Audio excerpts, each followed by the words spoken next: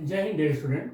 Question है some universal laws में each atoms of a gas has only two state. कह रहा है कि हर एक एटम जो है, प्रत्येक एटम, गैस के प्रत्येक एटम के पास दो स्टेट है केवल, और जिसकी पहले की एनर्जी जीरो है और दूसरे वाले की या one of energy zero, the other energy is 4.6 electron volt. What fraction of the atom will be in the lower state. कह रहा है कि एटम का कौन सा फ्रैक्शन लोअर स्टेट की एनर्जी में रहेगा। Lower state energy at the temperature 300 kelvin और वो 30,000 केल्विन। कौन 30,000 केल्विन या 300 केल्विन में एटम का कौन सा फ्रैक्शन लोवेस्ट एनर्जी स्टेट में रहेगा। जैसे सपोज कर लेते हैं कि मेरे पास ये एक एनर्जी स्टेट है और एक ये एनर्जी स्टेट है, जो E1 है और E2 है। E1 की वैल्यू कितना दे रखा है? E1 की वैल्यू दे रखा है 0 है। E2 की वैल्यू क्या दे रखा है? 4.6 इलेक्ट्रॉन वोल्ट।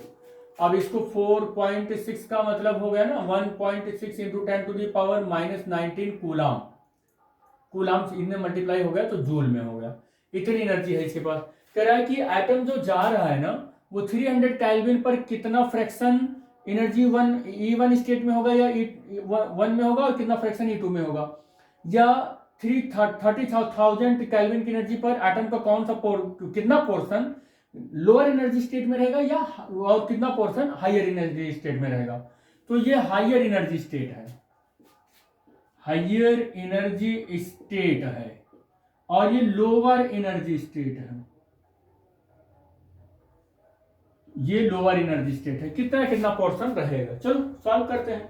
तो बोल्ट्जमैन कैनोनिकल डिस्ट्रीब्यूशन लॉ क्या कहता है? P1 equal to C e to the power minus EI upon KT। दो एनर्जी स्टेट मान ही लिया है तो इसको P1 कर लेते हैं, इसको C1 कर ले, इसको C कर लेते हैं, और e टू द पावर ये E1 अपॉन KT हो जाएगा। ये P1 P हो गया, C की वैल्यू C हो गई, और यहां पर into e to the power E1 की वैल्यू हमने 0 ले ली है तो ये 0 हो गया, यानी कि ये C हो गया। कुल मिला के ये क्या हो गया? P1 इक्वल टू C हो गया। ये दूसरे स्टेट की बात करें तो P2 is equal to C और e to the power minus E2 upon KT हो गया, और P2 is equal to C और e to the power E2 की वैल्यू कितनी हो जाएगी? 4.6 into 10 to the 1.6 into 10 to the power -19 upon K की value 1.38 into 10 to the power -23, और T की वैल्यू, अच्छा T की वैल्यू अगर हम लें तो हमको कोई एक वैल्यू लेनी भी पड़ेगी, तो अभी हम वैल्यू मत लें, इसको KT ही रखें, इसको KT ही रखें, केवल इसको KT रखोगे। तो ये क्वेश्चन नंबर 1 हो गया, ये क्वेश्चन नंबर 2 हो गया। Normalization condition for finding the probability अगर हम लगाएं तो वो कितना होता है? Sigma I P is equal to 1 होता है, यानी कि जितने भी प्रोबेबिलिटी होते हैं दो स्टेट के बीच में, उन प्रोबेबिलिटी का सम एक के इक्वल होता है। तो P1 plus P2 plus P3 plus dot dot dot PI is equal to 1 होता है। तो हमारे पास दो ही स्टेट यहाँ पॉसिबल है, तो P1 plus P2 equal to हम 1 कर लें, और इसको थोड़ा सा और सॉल्व करें तो P1 प्लस P2, और यहाँ पर ये चल रहा है P1 plus P2 equal to कितना हो जाएगा? यहाँ से C प्लस यहाँ पर ये वैल्यू रख लें, C e to the power -4.6 into 1.6 into 10 to the power -19 और upon KT is equal to 1। ये normalization condition for the finding the probability ये लगाया हमने। तो यहाँ पर देखिए C प्लस C, अच्छा C प्लस C है तो C कॉमन कर लें, तो 1 plus e to the power -4.6 into 1.6 और इंटू 10 टू द पावर -19 और ये KT और इक्वल टू 1, और C इक्वल टू कितना आएगा? 1 upon 1 plus e to the power -4.6 और 1.6 इंटू 10 टू द पावर -19 और अपान KT आ जाएगा। क्या कितना आ जाएगा? KT। तो ये E की वैल्यू आ गई, क्या हो गई? E की वैल्यू आ गई, और C सॉरी E की वैल्यू करें, C की वैल्यू आ गई। किसकी वैल्यू आई है? C की वैल्यू आई। अब C की वैल्यू तो हमको मिल गया। अब इस C की वैल्यू को हम P1 इक्वल टू अगर लगाएं, P1 इज इक्वल टू, तो C होता है, P1 इक्वल टू C होता है 1 upon 1 plus e to the power -4.6 और into 1.6 into 10 to the power -19 और अपान के की वैल्यू अगर मैं 3000 रखूं तो हमारा जो लोअर एनर्जी स्टेट में टेम्परेचर अगर 300 रख रहे हैं तो हमें फ्रैक्शन ऑफ द एटम मिल जाएगा। कितना मिल जाएगा? पहले एक बार हम क्या कर लें, लोअर एनर्जी स्टेट के टर्म में इसकी वैल्यू को हम रख लेते हैं, तो मिटाना पड़ेगा।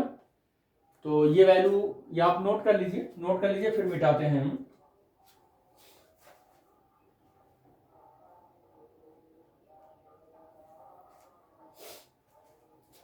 हो गया होगा तो मिटा देते हैं हम।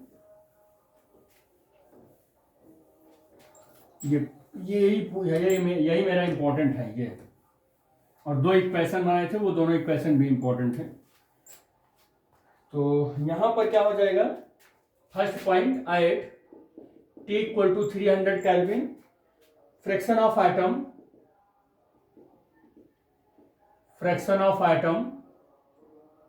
इन the lower energy state, lower state में हम फ्रैक्शन ऑफ एटम कैलकुलेट करें तो P1 इक्वल टू सी हो जाएगा, जो वैल्यू इतनी आई है 1 अपान और 1 plus e to the power minus 4.6 1.6 10 to the power minus 19 और अपान के की वैल्यू हम वैल्यू रख देंगे।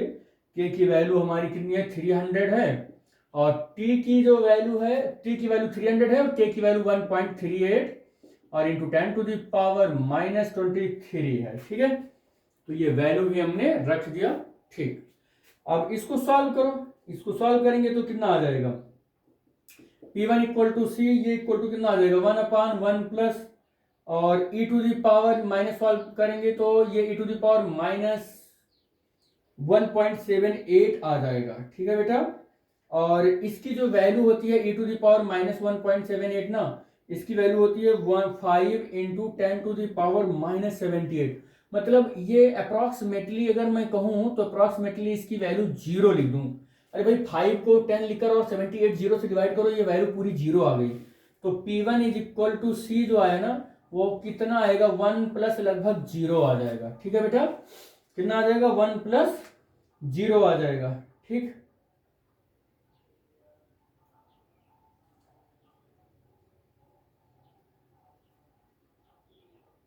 ठीक है, तो ये मैं इसे यहीं पर डायरेक्टली लिख दूं तो ये वैल्यू लगभग 1 आ जाएगी। लगभग ये वैल्यू क्या आ जाएगी, 1 आ जाएगी। बहुत ज्यादा लाइन बर्बाद करने से तो कोई फर्क नहीं हो, फायदा नहीं होगा, और ये सॉल्व होकर ये लगभग कितना आ जाएगा, 1 आ जाएगा। अब हम यही काम सेकंड वाले के लिए भी करते हैं कि सेकंड वाले के लिए क्या करेंगे, 3000 रखेंगे। तो सेकंड वाले का भी सॉल्व कर लेते हैं। सेकंड पॉइंट क्या है, तो इसको मैंने P1 कहा, सी कहा ना, अब मैं इसको P1 डैश कर देता हूं और ये C हो जाएगा, और 1 अपान 1 प्लस और पूरी की पूरी वैल्यू तो वही रहेगी, minus 4.6 1.6 10 to the power minus 19, और के की वैल्यू भी वही रहेगी 1.38 into 10 to the power minus 23। बस टी की वैल्यू बदलेगी, जहां पर 300 था वहीं पर अब 30,000 हो जाएगा, और P1 dash equal to C equal to 1 upon ये वैल्यू जो होगी ना, ये वैल्यू कितनी हो जाएगी, इसको सॉल्व करेंगे तो 1 प्लस 1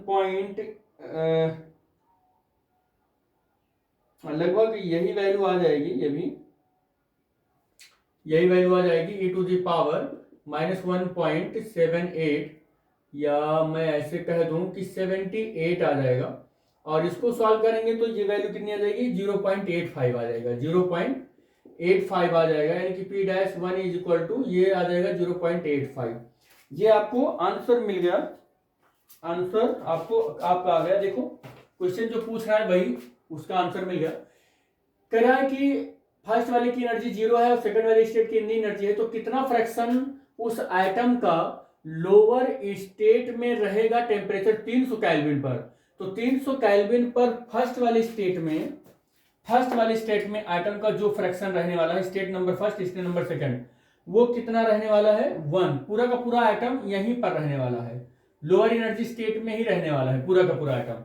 लेकिन कह रहे हैं जब उसका टेम्परेचर 30 इतना रखेंगे, 1000 केल्विन रखेंगे, तो लोअर एनर्जी स्टेट से हायर एनर्जी स्टेट में मतलब कह रहे हैं लोअर एनर्जी स्टेट में एटम का कितना पार्ट रहेगा, कितना फ्रैक्शन रहेगा, तो वो कितना रहेगा 0.85।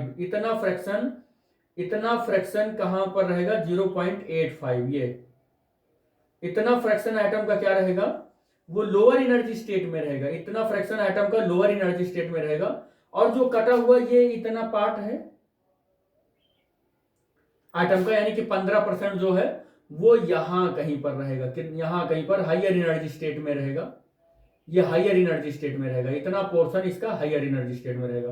तो जो क्वेश्चन है वो यही है कि 300 केल्विन पर किसी एटम का कितना फ्रैक्शन लोअर एनर्जी स्टेट में रहेगा, पूरा का पूरा रहेगा, और हायर टेम्परेचर पर एटम का कितना पोर्शन लोअर एनर्जी स्टेट में रहेगा, कितना हायर में रहेगा। तो हायर में इतना रहेगा, लोअर में इतना।